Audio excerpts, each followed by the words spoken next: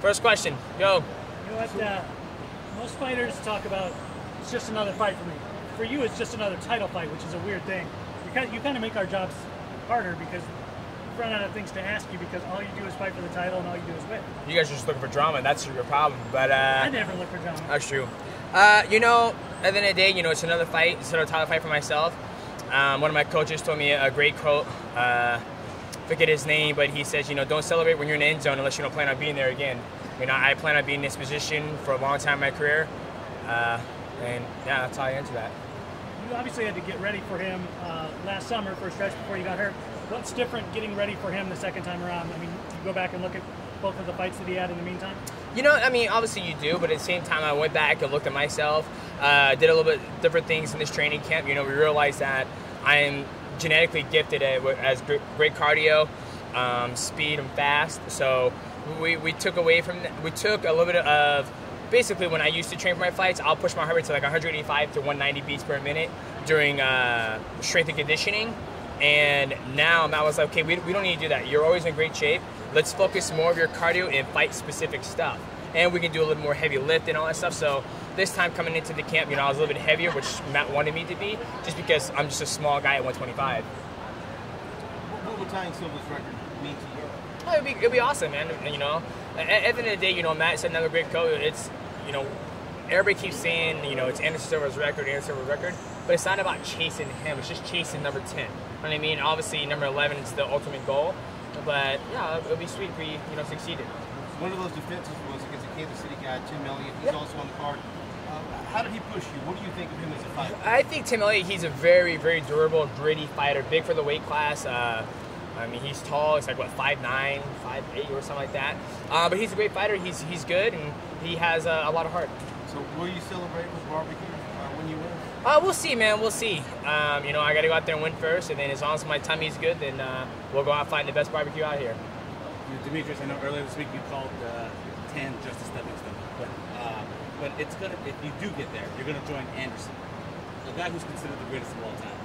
Does that specifically mean something to you? No, I mean it does, but at the same time, like, you know, for me to, you know, when I look at guys who are greatest of all time, not saying that he's not, I like complete fighters. You know what I mean? I think Gegard Mousasi is very underrated. I mean, his grappling is legit. His boxing is good. He has titles in multiple organizations, even in K1, I believe. I could be wrong.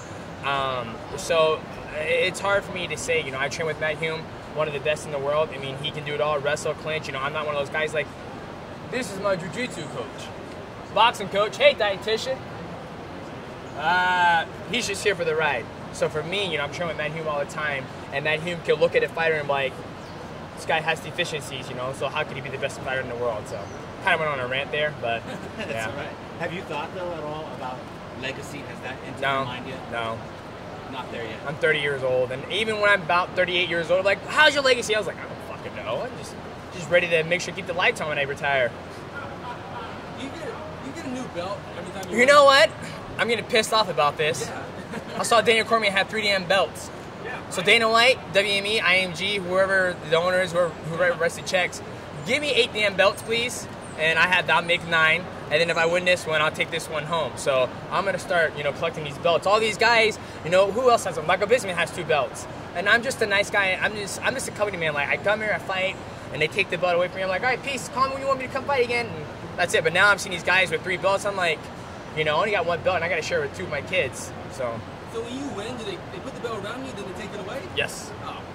Shame on them, right? Let them take it away? Come on, man. Well, yeah. I mean, that's always been the rules. You know, ever since Anderson Silva and Matt Hughes, they were beating people up all the time. They kept getting belts and belts. And the last thing I heard is that they were selling them and shit. So the UFC was like, I was going to give it away, but I'm not going to give mine away. You know, so if UFC wants to give me, you know, 9 belts, you know, if I'm successful on Saturday, you know, I'll take the belt home and then send me 8 more. Then I can, you know, do. One of the things I always wanted to do is Floyd Mayweather has a picture of himself with all his championship belts. And I think Andre Ward just did it too. And I think that'd be cool if I can recreate that same image to where it's like, hey, you know, mixed martial arts, you know, you got Conor holding up 2 belts, 2-weight champion. And I think it'd be cool if I was, you know, to be successful and I got to 11, have just 11 UFC titles, and then I'll have my amateur belts and be like, this is the road I took to get here. Do you think you're probably, it's what I asked you earlier, you're a victim of your own success. They're so used to you winning too. Yeah. Like, yeah, it's Demetrious. He's in a title fight and he's going to win again.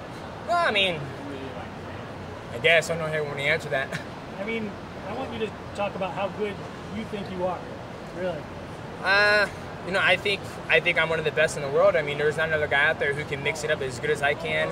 You know, I've been in fights where I've got dropped multiple times in a fight where guys, I mean, it's always funny because they look back at the Tim Elliott fight and goes, oh, that 1 minute and 45 seconds was the toughest test. And I was like, you must have got about my first Dotson fight, my friend, or, you know, my Dominic Cruz fight, or my Brad Pickett fight.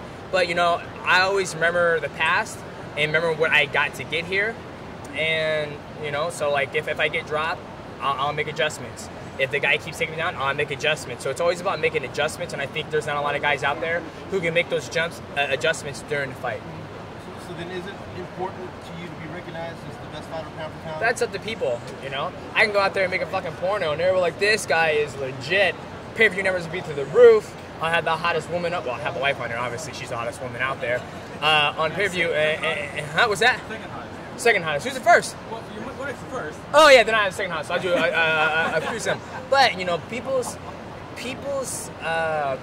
outlook of people change all the time. You know what I mean? Like Daniel Cormier, he's one of the nicest guys I've ever known.